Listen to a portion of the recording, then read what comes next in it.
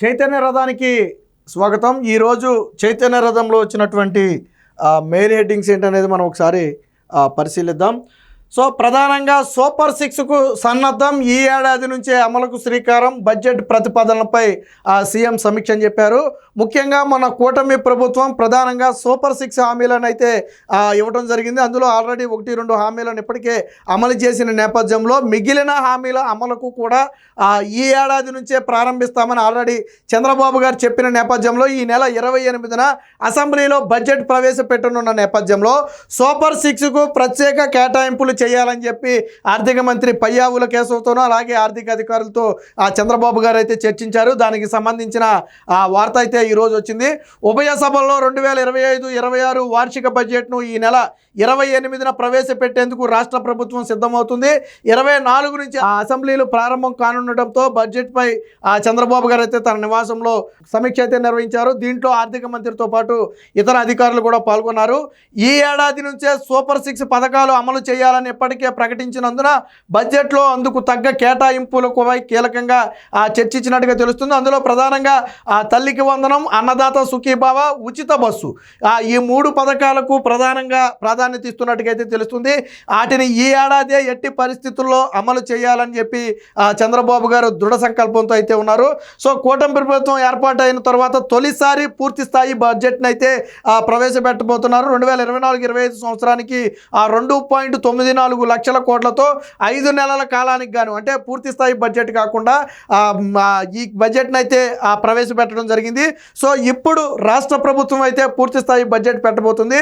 ఇందులో ప్రధానంగా అమరావతి, పోలవరం వంటి అంశాలకు ప్రాధాన్యత ఇస్తూనే ఇదే సమయంలో సూపర్ 6 హామీల అమలుకు కూడా చంద్రబాబు గారు చర్యలు తీసుకోవాలని సూచించారు. కాబట్టి ఖచ్చితంగా త్వరలోనే సూపర్ 6 కార్యక్రమాలు అమలు కాబోతున్నాయి. అందులో తల్లికి వందనం కావచ్చు, అన్నదాత సుఖీభావ కావచ్చు, కీలకమైనటువంటి మహిళలకు ఉచిత బస్సు, ఆల్రెడీ మహిళలకు ఉచిత బస్సుకు సంబంధించి ఒక కమిటీని ఏర్పాటు చేశారు. ఆ కమిటీ పలు రాష్ట్రాల్లో సందర్శించి అక్కడ ఉచిత బస్సుకి సంబంధించిన విధి విధానాలు ఏ విధంగా ఉన్నాయి, ఉచిత బస్సు వేసిన తర్వాత ఎటువంటి పరిణామాలు వచ్చాయి అనే అంశాలు పూర్తిగా అధ్యయనం చేసి ఒక నివేదికను కూడా ఇప్పటికే ఇవ్వడం జరిగింది. సో దాని ఆధారంగా ఆంధ్రప్రదేశ్ జనాభాని బేస్ చేసుకుని ఉచిత బస్సుకు అయితే శ్రీకారం చుట్టబోతున్నారు. ఖచ్చితంగా ఈ ఏడాదిలోనే సూపర్ 6 హామీలు అమలు ప్రారంభం కాబోతుందనే వార్త ఖచ్చితంగా రాష్ట్ర ప్రజలకు ఒక శుభవార్తగా చెప్పుకోవచ్చు.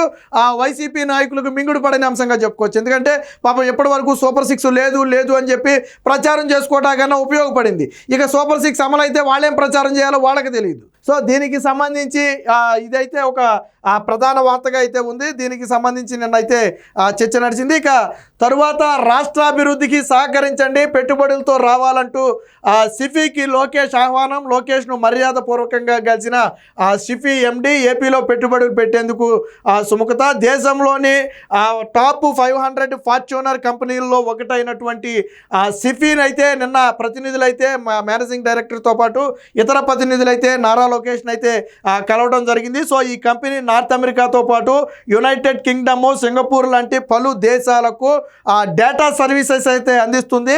ఇది ఇప్పుడు ఆంధ్రప్రదేశ్లో కూడా పెట్టుబడులు పెట్టడానికి సుముఖంగా ఉన్న నేపథ్యంలో చంద్రబాబు గారు కూడా వారికి ఆహ్వానం పలికారు. యుద్ధ ప్రాతిపదికన అనుమతులు ఇవ్వడంతో పాటు ప్రభుత్వం నుంచి పూర్తి సహాయ సహకారాలు అందిస్తామని చెప్పి నిన్న ఎండి అండ్ మేనేజింగ్ డైరెక్టర్కి విఘ్నేష్ గారు చెప్పడం జరిగింది.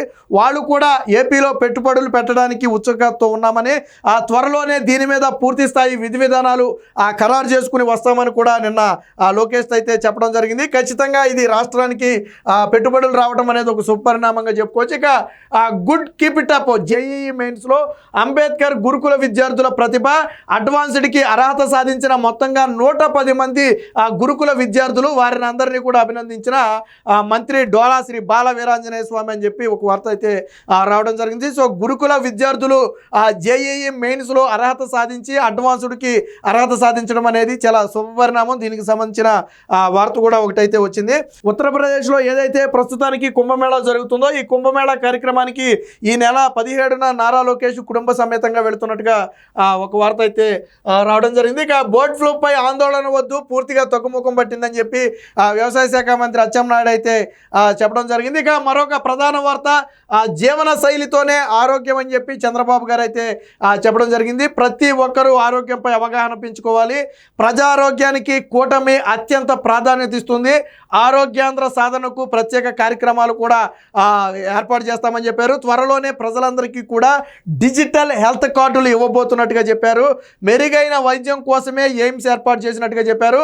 వైద్య రంగంలో కిమ్స్కి ఒక తిరుగులేని పాత్ర ఉందని చెప్పి చెప్పడం జరిగింది. ఇక గుంటూరు కిమ్స్ శిఖరాసుపత్రి ప్రారంభోత్సవ సభలో చంద్రబాబు గారు అయితే మాట్లాడారు. దీంట్లో అచ్చెన్నాయుడు, ఇరిగేషన్ మినిస్టర్, అలాగే ఆరోగ్య శాఖ మంత్రి నారాయణ వీళ్ళందరూ కూడా పాల్గొనడం అయితే మొత్తంగా జరిగింది. దీనికి సంబంధించిన వార్త అయితే ఇది. ముఖ్యంగా ఆరోగ్యానికి అత్యంత ప్రాధాన్యత ఇస్తున్నట్టుగా చెప్పారు. ప్రతి ఒక్కరూ గతంలో కూడా చంద్రబాబు గారు చెప్పారు, ఏదైతే వయసు సగటు వయసు ఆంధ్రప్రదేశ్ ప్రజల సగటు వయసు ఉందో దాన్ని కూడా పెంచాలనే లక్ష్యంతో మేము పనిచేస్తున్నామని చెప్పి కూడా గతంలో చంద్రబాబు గారు చెప్పిన నేపథ్యంలో దీని గురించి నిన్న అయితే మాట్లాడటం జరిగింది. వీలైనన్ని మెరుగైన వైద్య సేవలు అందించేందుకు కూడా మేము కృషి చేస్తామని చెప్పారు. దీనికి సంబంధించి నిన్న ప్రారంభోత్సవ కార్యక్రమాలకు సంబంధించి మనం ఇక్కడైతే చూడొచ్చు. ఇక నిలువ నీడ కూడా పీకేశారని చెప్పి ఒక వార్త అయితే మంత్రి పార్థసారథి ద్వారా వచ్చింది. గృహ నిర్మాణ లబ్ధిదారులను వైసీపీ ముంచేసింది. 2378 కోట్ల గృహ నిర్మాణ నిధులను మురగబెట్టడం మీన్స్ సెంట్రల్ గవర్నమెంట్ నుంచి వచ్చే ఈ 2378 కోట్లను జగన్మోహన్ రెడ్డి తీసుకువచ్చి రాష్ట్ర ప్రజలకు అందించలేకపోయాడు. సో దానికి సంబంధించి మాట్లాడారు. 3598 కోట్ల రూపాయల నిధులను దారి మళ్లించారు. ఇక కేంద్ర ప్రభుత్వం నుంచి వచ్చిన నిధులు కావచ్చు, లేదా రాష్ట్ర ప్రభుత్వం జగనన్న కాలనీల కోసం కేటాయించిన నిధులు కావచ్చు, వాటిని వేరొక కార్యక్రమాలకైతే మళ్లించినట్టుగా చెప్పారు. మొత్తంగా 139,243 మంది లబ్ధిదారులను వాళ్ళ జాబితా నుంచి తొలగించి ఆ కుటుంబాలకు తీరని ద్రోహం చేసినట్టుగా కూడా చెప్పారు. గత ప్రభుత్వ తప్పిదాలను కూటమి ప్రభుత్వం సరిదిద్దుతుంది. అర్హులందరికీ గృహాల మంజూరుకై చర్యలు చేపట్టామని చెప్పి ఆ గృహ నిర్మాణ శాఖ మంత్రి కొలుసు పార్థసారథి అయితే మాట్లాడటం జరిగింది. దానికి సంబంధించిన వార్త అయితే ఒకటి వచ్చింది. ఇక మహాశివరాత్రి ఉత్సవాల్లో సామాన్య భక్తులకే తొలి ప్రాధాన్యం ఇస్తున్నట్టుగా నిన్న మంత్రి ఆనం రామనారాయణ రెడ్డి అయితే స్పష్టం చేశారు.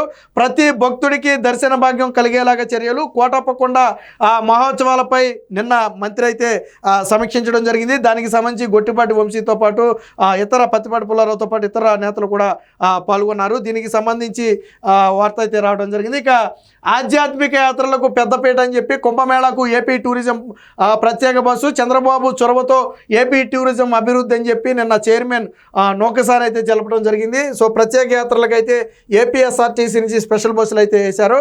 ఇక మా భూములు మాకిప్పించండి, ఆన్లైన్ సమస్యలపై అర్జీలు సమర్పించిన బాధితులు సమస్యలను సానుకూలంగా పరిశీలిస్తామన్న ప్రతినిధులు, అర్జీలు స్వీకరించిన నేతలు పల్లా టీడీపీ రాష్ట్ర అధ్యక్షులు పల్లాతో పాటు కొల్లు మంత్రి కొల్లుతో పాటు బొరగం ట్రైకార్ చైర్మన్ బొరగం అయితే వినతులు అయితే స్వీకరించారు. ప్రధానంగా రెవెన్యూ సమస్యలు ఏవైతే ఉన్నాయో ఆన్లైన్ సమస్యలు, వాళ్ళ భూమిని ఆన్లైన్లో ఎక్కించకపోవడం కావచ్చు, లేదా రికార్డుల్లో తేడా ఉండడం కావచ్చు, 1B అడంగాళ్ళు రావడంలో సమస్యలు కావచ్చు, ఇలా ఒకటి కాదు రెండు కాదు అనేక సమస్యలు అయితే ఉన్నాయి. సో ఈ సమస్యలన్నింటినీ కూడా పరిష్కరించాలని చెప్పి నిన్న పెద్ద ఎత్తున అయితే వినతులు రావడం జరిగింది. సో వీటన్నిటినీ పూర్తి స్థాయిలో పరిశీలించి వెనువెంటనే సరిచేసే ప్రయత్నం చేస్తామని చెప్పి హామీ కూడా ఇవ్వడం జరిగింది. సో నేను అర్జీలు స్వీకరిస్తున్నప్పటి ఫోటోలను అయితే మనం ఇక్కడ చూడవచ్చు. ఇక జగన్ రెడ్డికి 2.0 పిచ్ అని చెప్పి అచ్చెన్నాయుడు అయితే ధ్వజమెత్తారు. దానికి సంబంధించిన వార్త ఒకటి వచ్చింది. ప్రజలు విసిరు కొట్టినా జ్ఞానోదయం కలగడం లేదు. 1.0లో ప్రజలను ఇబ్బంది పెట్టారన్న పశ్చాత్తాపం కూడా లేదు. ప్రతిపక్ష హోదా కూడా దక్కకున్నా తిరిగి అధికారంపై యావని చెప్పి జగన్ వ్యవహార శైలిపైన అయితే నిన్న అచ్చెన్నాయుడు అయితే తీవ్ర స్థాయిలో ధ్వజమెత్తారు. దానికి సంబంధించిన ఒక ప్రధాన వార్త అయితే ఇక్కడ రావడం జరిగింది. సో హామీని నిలబెట్టుకున్న కూటమి ప్రభుత్వం అచ్చెన్న కృషితో అనూషకు ఉద్యోగం అని చెప్పి వచ్చింది. సో ఎన్నికల ముందు ఇచ్చినటువంటి ఒక హామీని నెరవేర్చిన దానికి సంబంధించి ఒక వార్త అయితే వచ్చింది. ఎన్నికల ముందు ఇచ్చిన హామీని కూటమి ప్రభుత్వం నిలబెట్టుకుంది. విశాఖపట్నానికి చెందిన తహసీల్దార్ రమణయ్య గత ఏడాది ఫిబ్రవరి 2న హత్యకు గురయ్యారు. ఈ నేపథ్యంలో రమణయ్య కుటుంబాన్ని ఆదుకుంటామని అప్పట్లో తెలుగుదేశం పార్టీ హామీ ఇచ్చింది. ఇచ్చిన హామీ ప్రకారం రమణయ్య భార్య అనూషకు డిప్యూటీ తహసీల్దారుగా పోస్ట్ ఇచ్చి కూటమి ప్రభుత్వం అయితే తమ హామీని అయితే నిలబెట్టుకుంది. సో ఆలపాటి గెలుపు ఖాయమని చెప్పి ఎంపీ కేశినేని శివనాథ్ అయితే చెప్పారు. రాబోయే గ్రాడ్యుయేట్ ఎమ్మెల్సీ ఎన్నికల్లో ఆలపాటి రాజేంద్రన్ అయితే భారీ మెజార్టీతో గెలిపిస్తామని చెప్పి కూడా ఆయన అయితే చెప్పడం జరిగింది. సో గిరిజన హక్కుల రక్షణకు కూటమి ప్రభుత్వం కట్టుబడి ఉందని చెప్పి ట్రైకార్ చైర్మన్ పోలవరం టీడీపీ ఇన్ఛార్జిగా ఉన్నటువంటి బొరగం శ్రీనివాస్ అయితే నిన్న చెప్పడం జరిగింది. ఇటీవల కూటమి ప్రభుత్వం వచ్చిన తర్వాత ఎవరైతే గిరిజనులు ఉన్నారో 1/70ని తొలగించి వారికి అన్యాయం చేసే ప్రయత్నం చేస్తుందని చెప్పి పెద్ద ఎత్తున విమర్శలు అయితే వచ్చాయి. సో వాటన్నిటినీ కూడా తిప్పికొడుతూ 1/70 చట్టం గురించి ఆదివాసులు అపోహలు పెట్టొద్దని జీవో 3ని అమలు చేసేందుకు కూటమి ప్రభుత్వం కట్టుబడి ఉందని చెప్పి చెప్పడం అయితే జరిగింది. దీనికి సంబంధించిన ఒక వార్త అయితే మనం ఇక్కడ చూడొచ్చు. తేడా వస్తే చర్యలే, ప్రభుత్వ ఆసుపత్రులపై సీఎం నిరంతర సమీక్ష. రాష్ట్ర ప్రభుత్వ ప్రత్యేక కార్యదర్శి కృష్ణబాబు అయితే చెప్పడం జరిగింది. మొత్తం ఆసుపత్రుల సూపరింటెండెంట్లతో పాటు ఇతర శాఖల కార్యదర్శులతో నిన్నైతే సమీక్ష సమావేశం నిర్వహించారు. సో ఆసుపత్రుల్లో మెరుగైన వైద్య సేవలు అందించాలి, ఎక్కడ నిర్లక్ష్యం వహించినా సంబంధిత అధికారులపై చర్యలు ఉంటాయని చెప్పి ముఖ్యమంత్రి నిరంతరం దీని మీద పర్యవేక్షణ చేస్తున్నారని చెప్పి కూడా నిన్న చెప్పడం అయితే జరిగింది. సో మార్చిలోగా మెగా డిఎస్సి నోటిఫికేషన్, త్వరలోనే టీచర్ల బదిలీకి చట్టం అని చెప్పి ఒక వార్త అయితే రావడం జరిగింది. ఇది ఖచ్చితంగా నిరుద్యోగులకు శుభవార్తగానే చెప్పుకోవచ్చు. జగనన్న ఘోరం ముద్ద అని చెప్పి జగనన్న గోరు ముద్ద ఏదైతే ఉందో అది అత్యంత విఫలమైందనే దానికి సంబంధించి ఒక ప్రధాన వార్త అయితే రావడం జరిగింది. దానికి తోడు బకాయిల భోజనం, వైసీపీ హయాంలో ఏదైతే మధ్యాహ్న భోజనాన్ని పెట్టారో దానికి సంబంధించి పూర్తి స్థాయిలో బిల్లులు చెల్లించకపోవడంతో చాలా పాఠశాలల్లో మధ్యాహ్న భోజనాన్ని కూడా అమలు చేయలేదు. దానికి సంబంధించిన ఒక వార్త అయితే రావడం అయితే జరిగింది. ఇకపోతే జగన్ పాపం పండిందని చెప్పి ఒక వార్త అయితే రావడం జరిగింది. బ్రాహ్మణ సాధికార సమితి రాష్ట్ర కన్వీనర్ బుచ్చి రాంప్రసాద్ అయితే ధ్వజమెత్తారు. ఇది ప్రధానంగా ఈరోజు చైతన్య రథంలో వచ్చినటువంటి ప్రధాన అంశాలు.